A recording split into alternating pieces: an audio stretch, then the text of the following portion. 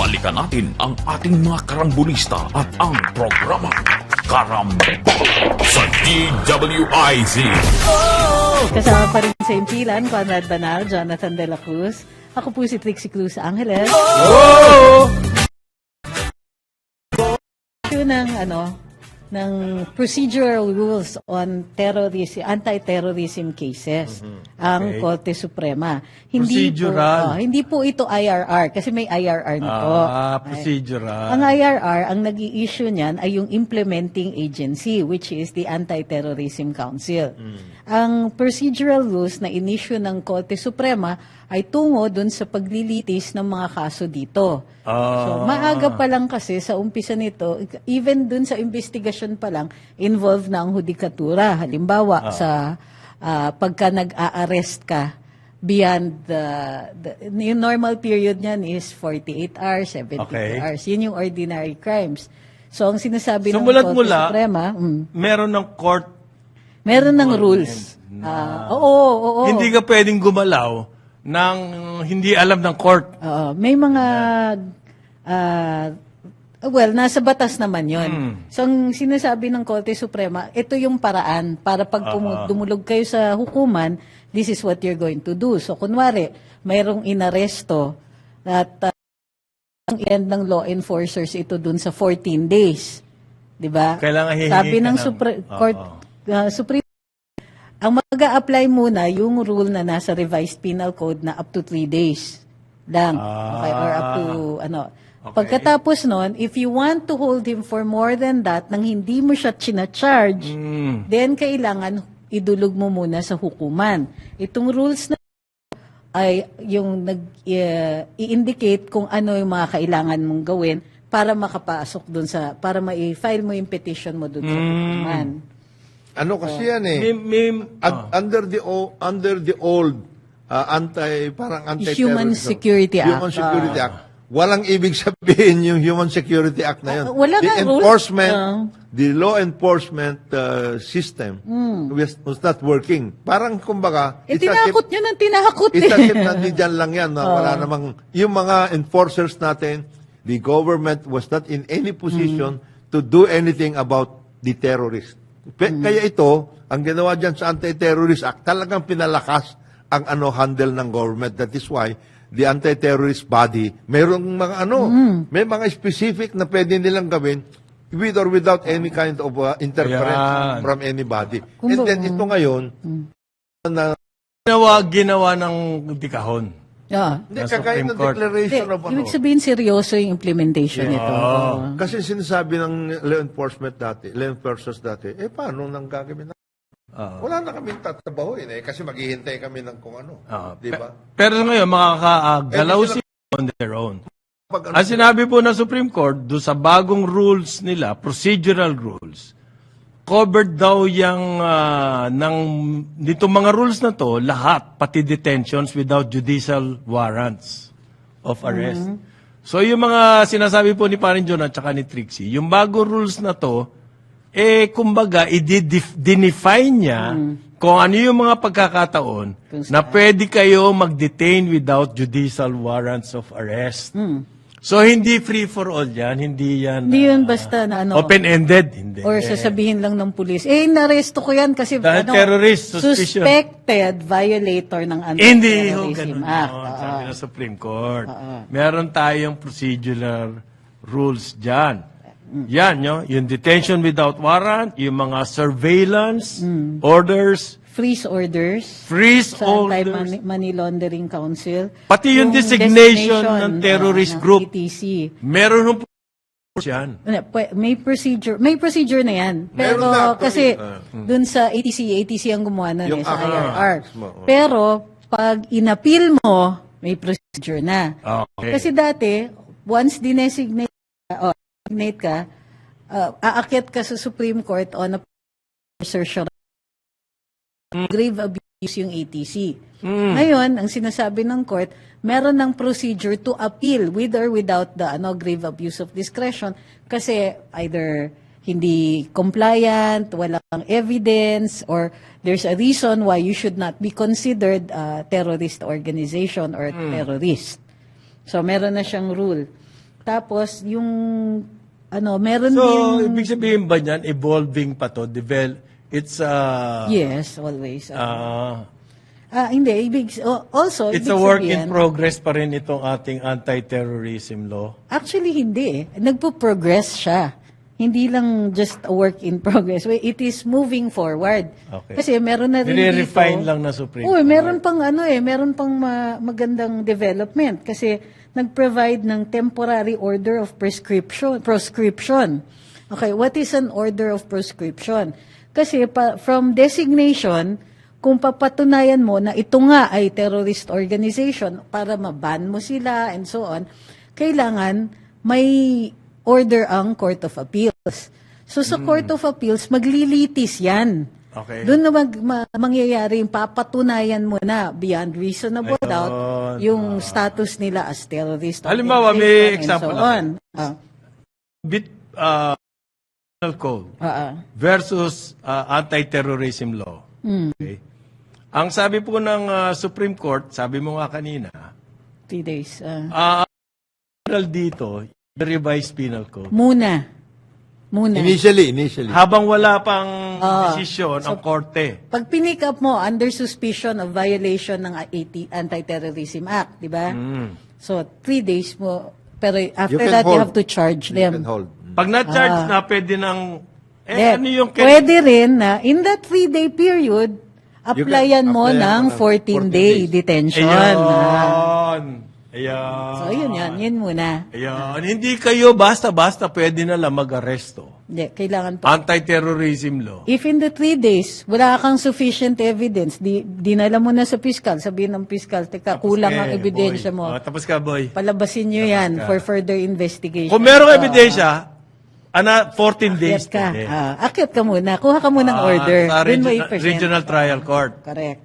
Yung pong 14 days na yon, pwede pang i-extend by another 10 days. Yan. Meron ng procedure ngayon. Another 7 days. 7 21 eh. So, malinaw yan. Ang Nilinaw na Supreme Court. kinakatakutan lang siyempre ng mga law enforcers. They are already heavily involved in to find out ito, ano bang ginagawa ng mga, in other words, the Surveillance. the intelligence gathering process is ongoing, etc., etc. They don't want, of course, to be hampered by these things na masyadong matitindi ang mga bitawan. Diyan papasok yung legal ng halimbawa PNP. Kaya magiging importante po ang mga legal units ng mga law enforcers natin. Okay, hindi pwedeng bira lang ng bira. Kailangan medyo may guidance ka Hindi, ang from the legal feeling department. kasi ng PNP is maraming hindi pwede. Kasi nga, yung constitution natin guarantees the right to privacy. Okay. The right to your freedom na kailangan kung may search or seizure, which includes an arrest, kailangan may ino-observe sila, ino-observe nila yung karapatan ninyo. Kailangan lang dito magaling yung legal. Tama kayo. Halimbawa, yung surveillance that is considered dito ay yung kind of surveillance that violates your privacy. So kung kunwari, naglalakad in public yung tao, walang reasonable expectation of privacy yan. Pwede ka mag-surveillance in public space. Pero kung nasa loob ng bahay niya. Buhay yung usapan pwede, yan. Yan ang kailangan mo kumuha. Yung wiretapping. Kailangan mo kumuha. Doon sa Court of Appeals. malinaw yan. Ibang yan. So, dapat, alam nyo yung mga areas, yung spheres, kung saan pwede kayo, hindi mo kailangan pa kumuha ng tikanin ay nasa labas. Kasi po, pwede kung mong sundan sa kotse. talagang mga seryosong terrorist, yung mga kapasikot-sikot ng batas na yan, pinag-aaralan nila yan. Kaya nilang ikutan yan. Kaya nilang ikutan yan. Kaya dapat ang ating law enforcement, pinag-aaralan din yan. Para hindi kayo mapaikutan. Di ba? Diyan po papasok yung galing ng legal department ng ating mga law enforcement. At hindi, pati nga sa kasi ang terrorism, ang mga terrorists po ngayon, how do they raise money? Yan. They're involved in illegal activities like drugs, like kidnapping, like smuggling, to raise money para po magawa nila yung kanilang mga terrorist activities, terrorism, para magawa nila. O paano nyo mahuhuli sila dyan sa pera? Sabi nga nila, to kill an organization, kunin mo yung pera. Tapos na yan. If you deny them the means to raise money, tapos sila dyan. Covered ng Terrorism Act po yan, yung freezing of their bank accounts and everything. Follow the money. Follow the money, yan. O kung mapapag-aralan yan ng ating mga law enforcement at kita nila, pwedeng mga terrorists doon sa kanilang sources of funding, napakalaki yun. Kaysa kasi, hindi ka naman makagawa ng kalukuhan ng bomba. Halimbawa, kung wala kang kapital, kung wala kang pera. So if you deny them the financing, ang laki po ng masosolve. At meron naman paraan para nila yun. Makuha nila yung sistema na yan. May mga paraan na... Kaya nga, dyan na naman papasok yung interconnectivity dahil siyempre gagamit ng mga phone, laptop, etc. Saka kung mag-usap nila, coded internet. Oh, yes. Kailangan binibreak mo yung mga ganon. Yung iba nga, sumasama dun sa mga crowdfunding. Pati yung mga scam, sumasama sila. Ay, teka, correction, tama ka, a period of not more than 10 days. 14, 24 ang extension, total. 24? So, yung first order is 14 days, pwedeng i-extend for not more than 10 calendar days. Wow. 24, malaki-laki 24 na yun. pala. 24 pala. 3 linggo, tsaka 3 araw. Plus 3 days. Marami ka na Siguro magagawa. kasi included na yung 3 days ng revised penal code. Yeah, so another 3 Plus, weeks. kaya naging 24. Alam mo yan, ano nga tayo dyan medyo magaan Maluwag tayo. pa tayo. Compared with Malaysia and Singapore, for example. Meron. Parang, Indefinite kaya, Indefinite meron at legal sa kanila. Kasi sa kanila, ang nila, yung terrorism connected dyan sa mga drug trade. alam mo na kung saan pupunta. Alam mo na kung saan nanggagaling ang pera. Dun sila. Yun yung fundraiser nila eh. Pero dun sa, di ba merong a few months ago, pronouncement, one of the UN bodies, na ipaano daw yung Anti-Terrorism Act natin. Na oppressive daw. So pero... Ano bang pakialam nyo sa amin? first of all... May problema rito, hindi naman kayo eh. At saka, ang weird kasi as against the other UN bodies na nagsasabing, we really have to think out of the box when it comes to terrorism because the terrorists are not in the box. Di ba? So, magkasalungat yung dalawang statements nila. Pero ako, ang ko is, why are you singling us out? Yung ibang mga countries, mas malalayong kanilang ATA. Oo. So, Bakit kami? Saka kayo naman, hindi... Kami nahawa lang kayo, kami sa halimbawa. Hindi naman kami talaga target eh. ito, another... Ang target nila, Western countries eh. Pero dahil sa association namin with Western countries, pati Pilipinas nagiging target. Nadadamay. So another significant development ay mayroong paraan para mag-hold na may parang hold departure order for a suspected pa lang wala pang Aside from the 3 days ng penal code? Ang 3 days na yan is detention. Okay. Ito is to prevent Just the to person from leaving the country. Parang hold departure. So kahit napakawalan ka na after 21 days o 24 days, napakawalan ka na. Correct. Merong pwede pang measure to hold you, to keep you in the Philippines. Yes. Para hindi malusaw yung, di ba, mawawala yung point ng, of the whole thing. So, ibig sabihin, seryoso din ng Supreme Court. Kinikilala nila na ang terorismo is something that we have to deal with. So, hindi pwedeng gumawa kayo ng batas, tapos kaka-protect natin ng karapatan to travel, Wala na mangyayari. wala na.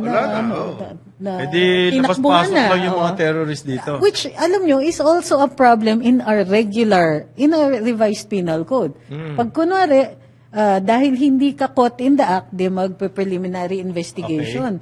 So during the course of that, pwede kasing mag-issue ng some kind of order ang DOJ, pero it doesn't really hold you. It only delays you. So, ang nangyayari, dahil minsan matagal ang preliminary investigation, can take up to 90 days or even more in some instances, tumakbo na yun. Oo, Na-withdraw na niya yung pera niya. Ayan. Na Doon naman maghahasik ng lagim sa ibang bayan. Oh, and in fact, dun sa Napoles case, yung naging baliwala yung Anti-Money Laundering Act kasi ni-require nila na may probable cause muna, mapatunayan muna yung Bago predicate ma-freeze crime ang account. bago ma-freeze yung account. So, syempre, nagtagal sa preliminary investigation. Naubos By the na yung time pera. pumunta sa Anti-Money Laundering Council, zero na yung laman ng Pinambili na ng mga Oo. signature... correct signature sheets. Signature, signature clothes. well, even Sabi po more. ng related kaya to AFP, wala na raw pong active na guerrilla front ang NPA dito sa Pilipinas. Okay.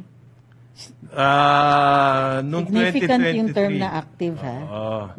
As of December, wala na raw pong active fronts NPA guerrilla dito sa Pilipinas. Yan po ang sabi ng AFP Public Affairs Office. Yan. Na-neutralize na po yung mga dati, yung mga sikat Okay. na mga na-neutralize. Congratulations and thank you very much. Marami pong, malaking bagay yan. Alam niyo ho yan, I have a personal knowledge of this kasi may mga kaibigan akong negosyante sa Mindanao. Nung umupo si President Duterte, nung kasing kampanya, ang mga Mindanao businesses, all-out support Okay. kay President Duterte. Okay? Sa matter of fact, sila yung unang-unang nagsabing pwedeng magpresidente. Si Duterte noon, at that time. Kilala ko pa yung mga yan. Ayan, okay? Yan po mga yan. Nung nakaupo na si Duterte, ang napansin nila, mukhang iba na ang priority na ginagawa ng military. Samantalang sila hirap na hirap sa Mindanao to deal with the insurgency. NPA. Sinusunog yung kanilang mga Heavy equipment. nire-radio kanila mga warehouse. Mga ganyan eh. So, nagreklamo sila. Kaya po yung nagkaroon ng panibagong anti-communist NPA effort ang gobyerno noon. At magmula hanggang ngayon, hindi tumigil yan. Okay. Okay? So, yung result na yan, yung sinasabi ng AFP na success nila last year na naging zero. Last year, nung makalawa lang, last year pa rin naging zero na ang guerrilla front. Hindi ho overnight yan. Totoo. That's what I'm saying. Nagsimula yan noong 2017. After 1 year ng Duterte administration. Dahil sumobra ng reklamo ng mga businesses sa Mindanao. At saka importante doon yung sinasabi ng AFP na active. Yan. Yun yung root Because word. Yun yung, they are there. They are there but they are not yet. They've been driven underground. Talagang Kasi, super ang kanilang pero they're still there. Ang balita natin is about 10 to 15. And then they are concentrated in certain areas. For example, dyan sa Surigao areas, Surigao. Eastern Visayas. Tapos parts of Samar, Visayas Samar. area. And then, meron ngayon, kasi naglalakad din yung mga yan siyempre, doon sa mga boundaries ng Davao at saka Bukidnon, yung area na yan. So yung may mga workout na gano'n. Dito sa Luzon, nandito na lang sila sa bandang mga Bicol, Quezon. Yan. Wala na sa Cordillera. Wala na masyado. Yung Cordillera po, tsaka yung Cagayan Valley, yan ang food basket natin. Although now, Bicol is emerging As our food as basket. our food basket dito sa Metro Manila. Kasi, right off na yung Bulacan, Cavite, parts of Laguna as food-producing areas. Naging real estate na yan. In that, Sinwerte na yung mga real estate companies dyan, tumiba na eh. so we have to go to, Nagbunansa na sila dyan eh. So, pero wait, I would like to emphasize, hindi sinasabi ng military natin na zero na. wala. Ang fronts po. Ang fronts, wala na. Pero andyan Within pa the rin organized sila. Andyan sila, but yung front, wala, hindi na. Kumbaga yung mga kuta nila, medyo na ano na natin, medyo na napuntirya na, at saka na, kumbaga, hindi na efficient or effective. However, pagka nahuhuli yung mga leaders, they have already created a system na may umaangat Yes. kapag ano. Pero malaki kapag din nawawala. po. Pero malaking bagay to. Yun, oo. oo. Tsaka yung surrender.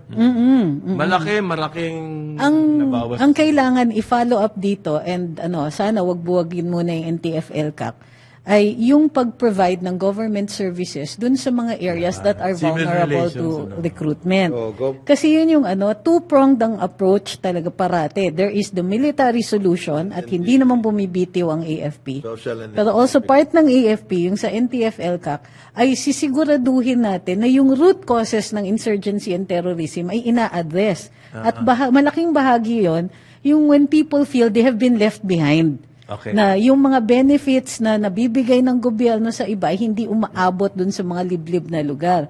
Ang talaga dito, ang recruitment strategy talaga ng mga ganitong insurgents ay para sabihin to make you unhappy because yung feeling nyo is wala na pag-iwanan na kayo. You're mired in poverty, tapos nakikita mo yung ibang mga tao sobrang umaangat ang buhay and so on. Kaya that is a challenge to the NTF. Kasi wag niyong kayo ang kumikita. Dapat ang hindi. Gamitin Paano niyo. naman? Gamitin niyo yung pera. Gamitin niyo yung pera para magbigay ng mga services, number one, and more importantly, economic opportunities Yan, oo. dun sa mga areas. Na, Alam mo kung tutuusin, hindi mananalo dapat yung NPA sa government. Sa laki-laki ng resource ng government, dapat maramdaman ng mga tao doon sa rural areas yung presence ng government. Kung hindi, NPA ang nararamdaman nila. Magiging NPA ang government. Kaya nga there is a program and I hope it's going to continue. Yung mga areas na yan, halimbawa, walang doktor, walang nurse, walang Yan, yung mga walang ganyan, health teacher, services, walang ganito. education, economic opportunities. Ang gagawin, nag-usap-usap na itong mga, ang magiging teacher, yung mga army na Yung muna, sundalo. trainees. Ang magiging doktor o nurse, yung i-training natin itong mga ganito para yung services available. At the same time, yung gamitin natin yan para magkaroon ng production in those areas para yung mga areas na, karamihan kasi dito, mga IP areas eh. So, Ayan, kailangan ayusin natin protektahan yung ng mga kanilang IP, sitwasyon. Alam nyo, may pagkakataon ng AFP ngayon kasi napakataas ng satisfaction rating ng publiko sa kanila. 85%. Kaya yung mga 85% never in the history AFP na ang ating military po, ganyang kataas ang satisfaction rating ng publiko, 85%. AFP. That's inconceivable AFP and in police the yan. past. kasing taas ng Duterte, no? Ang taas po ng so yung sinasabi ni Jonat, itong Huwag mo pagkakataon sayangin. para gawin niyo yung mga Dapat sigurado. gawin. Mawawala na yung problema na yan sa rural areas. Ngayon, ito ang National Anti-Poverty Commission, NAPC. Ang sinasabi po nila, ang pinakamahihirap na Pilipino ay ang mga farmers at saka yung mga mangingisda. Yes. Yan ang mga talagang sagad na sagad po. Correct. Hindi, para dun sa mga nagkiklaim na ang laki ng achievement nila for 2023, baka gusto ninyong bigyan ng legislative support ang ating mga ang ating mga IPs. Nagawin ninyo na kapag may recruitment into terrorism or other or insurgency activities, kapag IP ang ni-recruit nila, mas mataas ang penalty or mas mabilis ang reaction natin. Kasi Hindi ba class legislation? hindi kasi nasa constitution na special protected class ang Ang IP? Yes. Really? Women, children, IPs, Bakit women kasama? seniors. Bakit yun? Di ba kasama ka naman sa seniors? Wait. Bilis gumanti, ang bilis gumanti. Bumibilis tayo nowadays eh. So, yun, baka, di ba, some kind of legislative support para sa mga ganito. So, magbabalik ang Karambola. Ay, bago tayo mag-break, happy birthday, Jason Aquino. Uy! Hi kay Karina, mga kaibigan natin to. Hi, Jason. Happy birthday Happy din birthday. kay Colonel Harold Cabral. Alam mo, hindi masarap ang pansit kung hindi galing sa motel.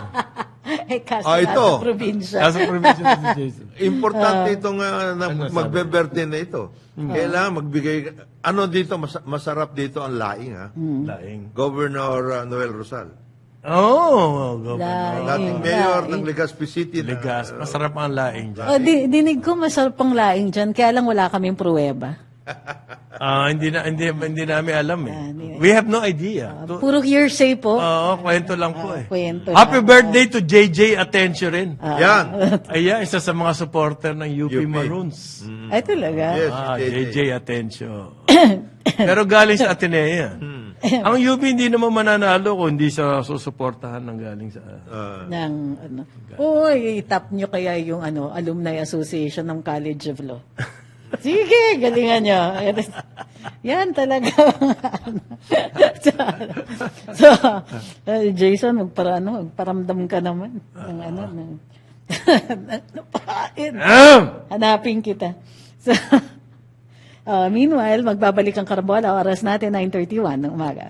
Balikan natin ang ating mga karambulista at ang programa Karambola sa DWIZ.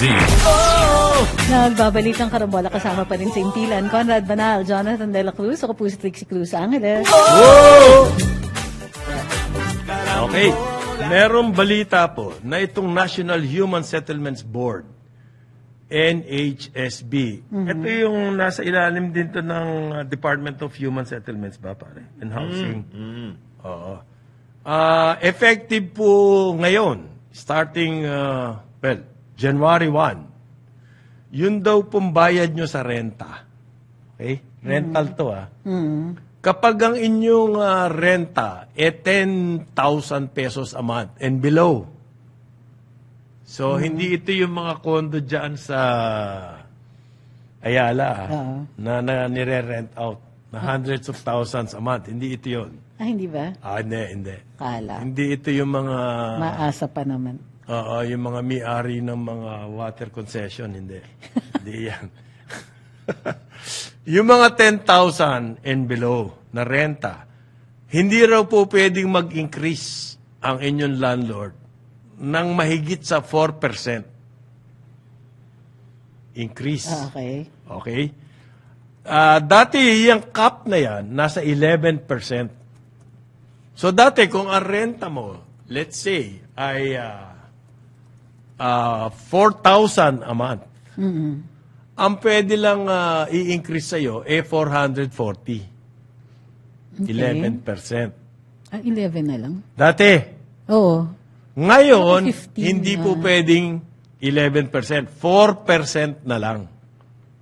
So, ang i-increase noon 160 pesos. Kung ikaw ay renta mo ay 4,000.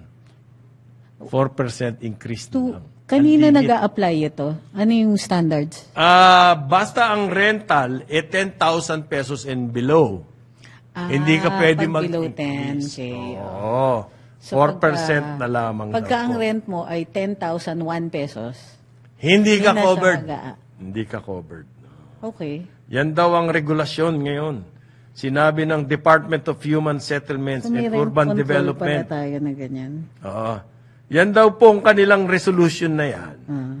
Base sa rekomendasyon ng NEDA, National Economic and Development Authority. Para uniform daw po ang pwedeng increase. Dahil daw po yan solusyon against inflation. Yan. Alam nyo, nagkaroon na ng study yan Okay. Yung ceiling on rent. Ano? Does it work? Nagkaroon ng shortage ng housing. Yun. Oo. Kasi yung mga magtatayo, ba't ako magtatayo? Hindi naman ako kikita. Oo. Okay? Nagkaroon. Yan po mga ganyan solusyon, band-aid. Hindi sustainable yan. Hindi sustainable yan. Ang dapat talaga, magtayo tayo, magkaroon tayo, mag-develop tayo ng socialized housing. Hindi pwede yung mga ganyan na press release na price control. Tsaka yung groundbreaking ng housing project. Ang kailangan po, one time, big time, honest to goodness, socialized housing. Ang suggestion, merong again, this is the experience of South Korea. They had a housing backlog for millions of units for some time. After the war.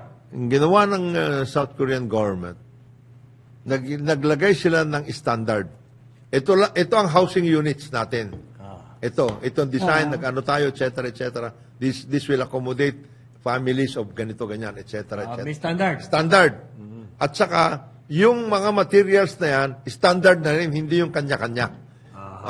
Ngayon, and then, At ginawang batas yan, pare. ginawang batas. And then at the same time, in-involve ang mga local government as pwedeng producers because they are corporate entities and at the same producers of the materials and at the same time they can also be the contractors. Yan. Talagang programa. Programa Hindi ito. talaga. Yan ang maganda. Yan ang workout na natin yan. Para kayo kikita na rin kayo. Local government, huwag nyo nang pahirapan sa permitting, etc. Kayo na mismo. Ang magtayo. Pagtayo kung gusto nyo. Tapos for rental yan. Rental at lahat. At subsidize ang rent. Tapos, across kaya kita mo pag pumunta ka sa Korea, there are certain, maraming areas, halos pare-pareho ang mga bahay. Kasi, ginawa nila yon para one time, big time ang operation. So, anong nangyayari dito? Poproteksyonan nyo yung mga nagre-renta. Okay? Kasi yun ang aim nila rito. Dahil daw po, nahihirapan na. Ang dahilan nila, nahihirapan na yan sa renta. So, yung 11% na increase dati, allowable, ginawa nilang 4% na lang. Okay? Ito naman ang sa isang banda. Sa developers. Paano yung mga nagpapaupa na yan lang ang kanilang source of income? Oo nga eh. Oo, yan. Hindi rin mayayaman yan, by the way. Especially kung retirees. Hindi, marami na. dyan retirees. Oo. Marami dyan retirees. Kasi yun ang investment nila. Doon sila nag-invest. No, but just to Alam further nyo, yung 4% ano, na yun, it will not even cover the repair and maintenance Of that place. of the units. Okay? Pero lang, kung sasabihin nyo, okay, 4%, pero sagot nyo na lahat. Pag may nasira dyan, ano yun? Kayo.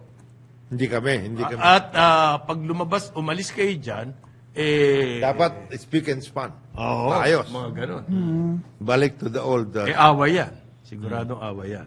So tingnan natin, balansehin sana natin yung ganon. Unreasonable, kailangan daw proteksyonan, ang sabi na po ng Department of Human Settlements and Urban Development, kailangan proteksyonan ang mga nagre-renta. Balansehin din. Na against unreasonable increases. Ang Define 11% unreasonable. is that unreasonable? Increase? Ngayon gagawin yung 4%? Hindi ako paayag dito sa policy na to. Ang kailangan pong policy, ang solution dyan is not to control the rent. Ang approach po dapat dyan is to provide more units. Produce more units. Okay? Law of supply and demand dyan. Yung mga ganyang style na persahan, parang kumbaga sa love affair, rape Di ba? Hindi. Imposition eh. Oo Unsustainable nga. Oo, hindi. Ang renta daw po. Ano yan, maraming variations sana. Workout. Kasi yung mga iba, halimbawa ngayon, pupunta tayo sa pag-ibig, magde-develop tayo na, tapos ang gagawin nila, they own the place, they own the unit, and then magtuhulog sila. Not everybody can have that as well. Hindi po So, affordable sa lahat yan. May mga public housing na pwedeng gawin, yun ang talagang mga public housing, government public housing yun. Socialize. Socialize. Magre-rent. Magre-rent doon. Socialize. Okay. At may mga kondisyones yan, may mga points yan. After so many If years. you behave very well, Yan. meron kang points dyan. Okay? Pag kumita ka na, alis ka na dyan. Bigay Gusto mo naman naman yung sa iba. iba. Oo. Okay? Ganyan po yung sistema ng socialized housing. Hindi pwede yung puro groundbreaking. Wala naman na itatayong... At saka darating ang araw, mauubos ang Si property. Presidente nga yung nagsasabi ng ganun. Ano? Baka pwede sa susunod, hindi na groundbreaking. Groundbreaking. Blessing na. Baka pwedeng inauguration, Blessing. ribbon cutting na, no? Baka pwedeng ganun. Huwag naman puro groundbreaking. Puro umpisa eh. Tapos meron pa ngayong re-umpisa, di ba? Groundbreaking uli. Kasi nga naman, ako, gusto ko na resisihin si BBM. Ba't mo in-appoint kasi yung may conflict of interest dyan sa human settlements and urban development. Dami naman professional dyan na pwede mamuno dyan. Kanino bang bata yan? Kulong. Ba't ako tinanong mo? Hindi naman ako appointing authority. Yeah. Lumiliit na nga ang lata ng sardinas eh. Pagkatapos ganyan. So, pwedeng, may topic ako na importante. Umpisahan ko lang ngayon with a more extensive discussion tomorrow. Alam mo yung asintibuok? Asintibuok? Marami tayo kasing local heritage sa salt making. Okay. Tibuok. Ayan. Gourmet salt ba yan? No, it's No.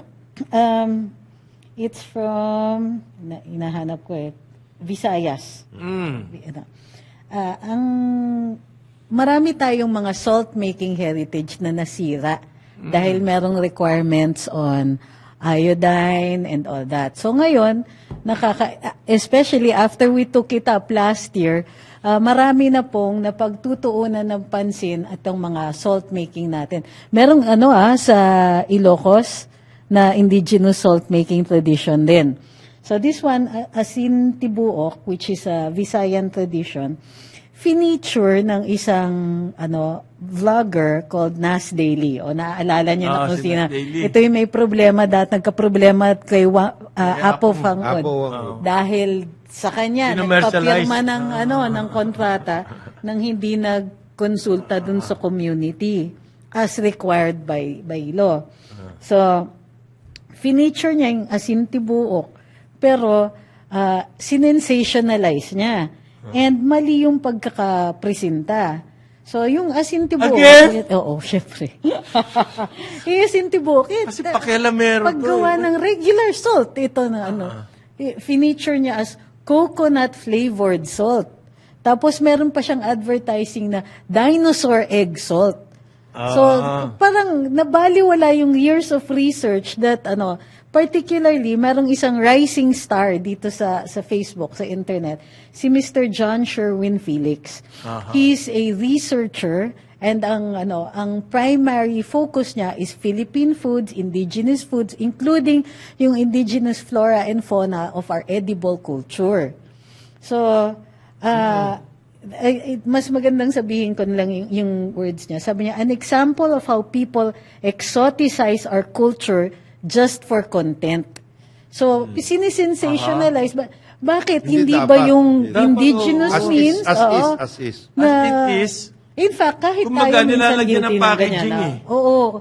Hindi naman Parang yung manok yan eh. Parang yung manok na mali pa.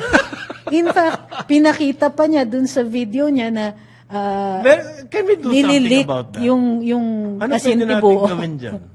Well, unang-una, we can refuse na tangkilikin yung content niya. Nambababoy na ng culture natin yan eh. And Yan ang nakakainis actually, dun sa eh. IPRA, merong paraan para makontrol ng local community yung pag-portray sa kanila.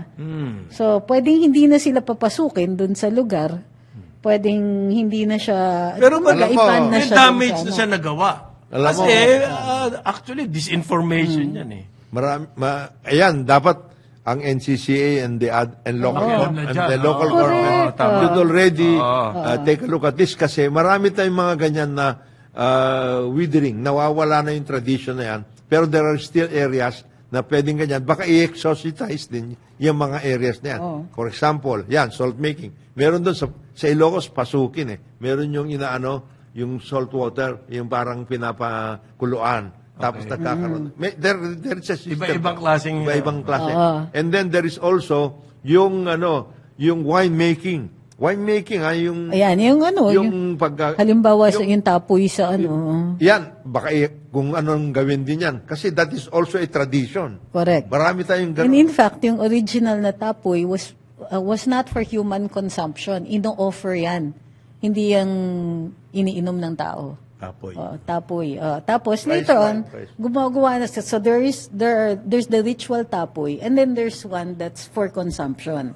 Ayun. Pero at least galing yan dun sa community.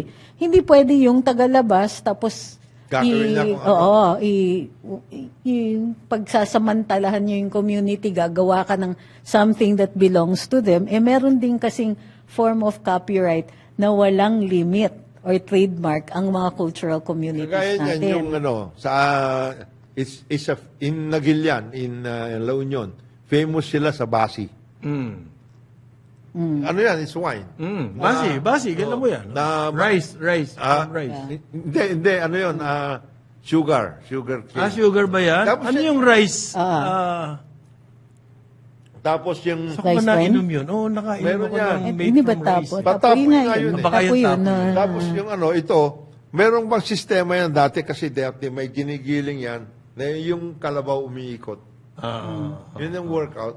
Yung giikan. Ay, tagagiling yung Gigilingin yung tapos Ginigik. tapos inaano sa lupa yung ilalagay nila yung basi tapos naging masarap. Alam mo, Ganyan eh. pinag-iisipan ko yan eh. tinabaw Yung na. tapoy Tinabaw. na sinabi mo. Para, yung tapa, ano yan? Filipino word yan eh. Tinapa. Oo. Pero, Tinapa. tinapa, Tapa. tinapay, Oo nga, no? fermented. Ibig sabihin. Yes, may pag- yung ganun. tinapay. Oo nga, no? Tinapa. Tinapa. Okay. So yung tapa, Filipino word yan, pero naging tapas sa... Tapos sa Spain. So galing dito sa atin yon. Baka. Hindi Wala natin- pa nakapagkwento eh. Tingnan natin. Linguistics yan. Hanapin ko, Napakagandang hanapin ko. pag-usapan niya sa balang araw. So, ang pinaalala rin ng isang kaibigan who is doing her PhD in botanical work, yung mga local fungi species, also called funga, ay ginagamit ng ating indigenous cultural communities for many things, food, medicine, in some instances ritual work na minimina din ng mga foreigners so far. So we have to protect them, and the protection is through our local documentation. Kung kaya't itong si Mr. Felix sa Facebook, don't forget to follow him kasi he also runs the page Localpedia. At dito, he has been going around the country, inaaral yung mga local foods. Tapos dino-document niya, which is very important work sa ating kultura. Kasi medyo groundbreaking yung ginagawa niya. Oo. So, kung pwede, supportahan natin, follow natin si Mr. Felix or yung Localpedia. Ano pangalan niya, Felix? John Sherwin Felix or Localpedia. Alam nyo kasi, because of globalization, ito in the 90s na pag-aralan na to ng mga sociologists, anthropologists, because of globalization, yung po mga local cultures and traditions, Nawawala. mabilis, pare. At hindi lang, talaga naman with progress, mawawala yan eh. Pero ang Pero because of globalization, sobrang bilis ng pagkawala niyan. Okay. So it's now up to us, kamukha nga niyang ginagawa ni Mr. Dr. ba? Dr. Felix or Mr. Felix? So far, Mr. nakikita ko. para rin Oo. So far, Napakaganda magaling niyan. siya. para rin yung Magkaroon dapat ng concerted effort. para rin yung We should ginagawa ni recognize the Richard. work that he's doing. Para rin yung ginagawa rin ni na Richard Taduran. Si the Doc. Ay, oo, Meron si siyang Sir meron. RJ. Oo, dinuto- Siya naman sa forensic Sa press. sciences. Marami siyang ginagawa na maayos. Yan dapat ang mga sinusuportahan natin. Hindi yung pag yun tatanggalin mo yung Mga papa. papa. Bago magkalimutan, meron pang mga may birthday, ha? Sino? Si Miguel Ongpin, happy birthday. Ka Miguel. Ah. Happy birthday. Si Attorney. Sarap na shawarma. Ito kasama natin sa taga DOF to, Attorney Asedin Sadsad. And, Alam mo ba si Miguel na co-host ko yan sa Philippine Stock Exchange Live. Talaga? In the 90s, for the first time ever, nagkaroon ng stock market coverage sa Pilipinas. Oo. Kaming dalawa ni Miguel yung nag-ano noon. Talaga? Kasama namin si Teresa Guanzon. Okay. Yan. So, meron pang isa very significant na kailangan natin batiin. Birthday niya ngayon. Si OMB. Justice Martinez. Happy birthday po! Happy birthday! Uncle Sam! Sam! Uncle Sam, oo. Maligayang bati sa inyong kaarawan. Huwag na natin sabihin ilang edad ni... At saka yan, Huwag na natin Delikado, sabihin. delikado. Ano, buti na lang hindi Happy tayo New government employees. So, happy birthday po. So wala na raw pong senior high school sa mga state universities and colleges. Ay. Yan po ang sabi ni Pambansang Bigote. Okay, okay. Ang nga naman no? Bakit covered ng CHED yung senior naman. high? Oo. Mayroon na yun dun sa basic Dapat DepEd education. yan. Oo, Yun yung year 12. oo, eh. Yun yung year Diba?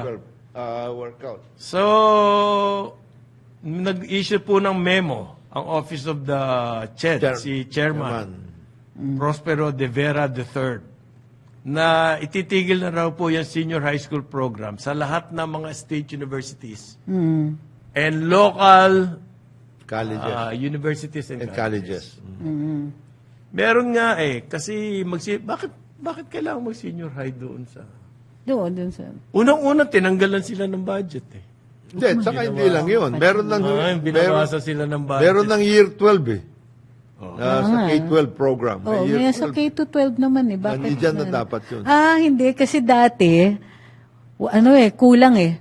Diba? Biglang in-implement yung K-12. Nagkaroon ng Tapos hindi ready yung ibang mga high schools for the program. So, maraming Pumunta sila they sa had to college. step up. So, ngayon, tapos na yung transition period sa K-12. So, pwede na doon. Pwede nang i-ano. Tsaka dapat mag-concentrate sila doon sa mga Basic. university courses. Oo, na kailangan. Bakit yung senior high? Dapat yung senior high na yan, mapunta sa mga techbook, schools. Okay. Alam mo dati, doon sa Tarlac, may Trade school. Yeah, magagaling yun. Pag galing ka doon, ako, hired ka agad. Oh, magaling ang recruitment program doon. Meron din palang bagong balita as of January 1st, yesterday. Lahat ng mga EMBO, hindi na kayo Covered ng lahat ng yung yellow card ninyo, hindi na pwede sa Makati. Sakit, pare, sakit niyan. So, Sino dapat i-take umaasa over yung na mga ng yan? Tagig. Oh my. Paano kung walang budget? Oh my. Dapat kinonsider nila yun kasi nanalo sila eh. At saka, nag-agawan pa sila noon. Tapa is, sabi ni Ma'am Joan, tama naman siya, tinapa is not fermented, smoked siya. Smoked. Tama, correct. Yung tinapay, Bake. Bake. tapay, hindi. Fermented siya. Ah. Ang tinapay po, hindi Kung yan yung made of sourdough. flour. Ang original na tinapay ay made of rice. Yung puto, Yan. is an example Yes. Pero fermented ba siya? of fermented. Ginagamitan natin. Sa bagay, maraming sources of yeast kasi. Yung dati, merong sa probinsya, naalala ko pa to, may tapayan eh. Talagang meron yun. Yung mga, Kasi di ba ang sourdough bread is fermented? yan sinasabi mo, yan yung malalaki. Tapayan. Yung malalaki. Oh, Malalaki rice. yan. Hindi yan yung mga, meron din ganyan sa Kalasyaw na maliliit naman. Puto. Puto. Yan. Ang original na tinapay ay puto eh. Hindi po siya yung western bread. Na bread, hindi. Rice flour. May sarili tayo. May Oo, sarili tayo sarili. ganyan. Galing yan sa, yung bagong, ibang klase ng, Kaya pag sinabing tapay dati, fermented. Puto. Hindi ba kasi ang tapay? Ang tapa, Ha. alam ko fermented eh. Ang tinapa, exception yun. Pero kung sinabi mo, tapang usa, fermented eh. You ferment it with what? Sugar. Ginaganon mo. With sugar and salt. Okay. Pero Ganyan ma-work. yung, ano. Tapang usa. Yan. Tapang usa, tapang baboy, baboy. tapang kalabaw. Yan. Kung tawagin, pindang. Oh, pindang. Oo, pindang. Meron ganon. Na, So hindi ka, tulungan nyo kami, no, kung makakapagpa-research kayo. Yung word na tapa, saan ba nanggaling yan? It's sa Spanish eh. Ah. Pero ang mga... yung sistema. Ang mga tapa sa Spain, Iba. tapa, yung mga finger food eh. Hindi ko alam kung saan nanggaling yan. Okay, balik tayo dun sa ano muna daw. Sa school year 2024,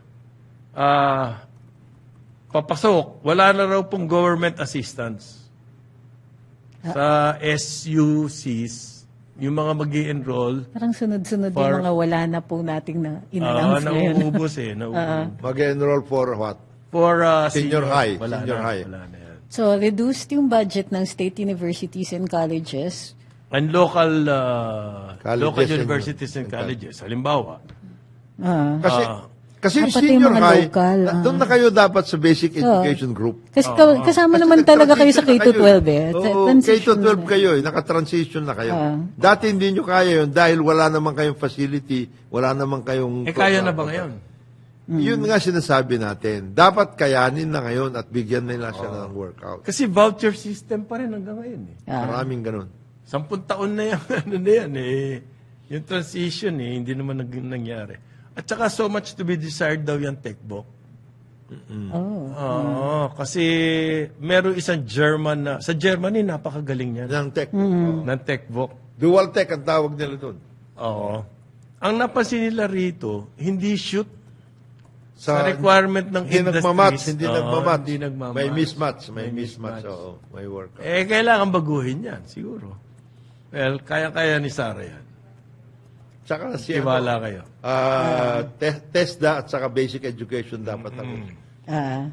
Meron ngayon kasing EDCOM 2, Educational Commission 2. So, tingnan na po ninyo yan kung paano ba talaga para naman ma-harmonize na mabuti yung ating sistema.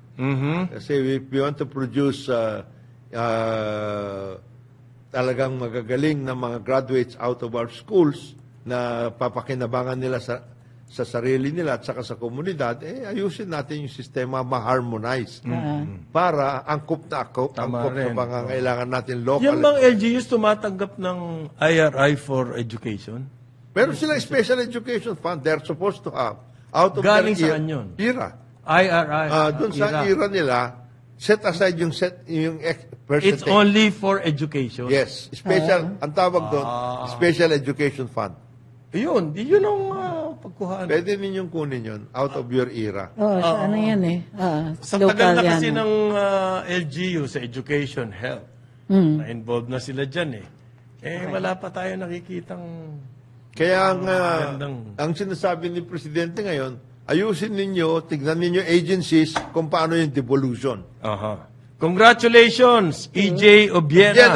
Yes. Uy! Athlete of the Year. Woo! Bongga! Batang Tondo. Yes. Congratulations, EJ! Congratulations. You make us proud. Maraming salamat sa pagsubaybay sa karambolan nitong araw na ito. Ang tabayan ng susunod na programa, News Scoopers Year-End Report. Yun, news. On behalf of Conrad Banal, Jonathan De La Cruz, we will see you tomorrow. Ako po si Trixie Cruz Angeles.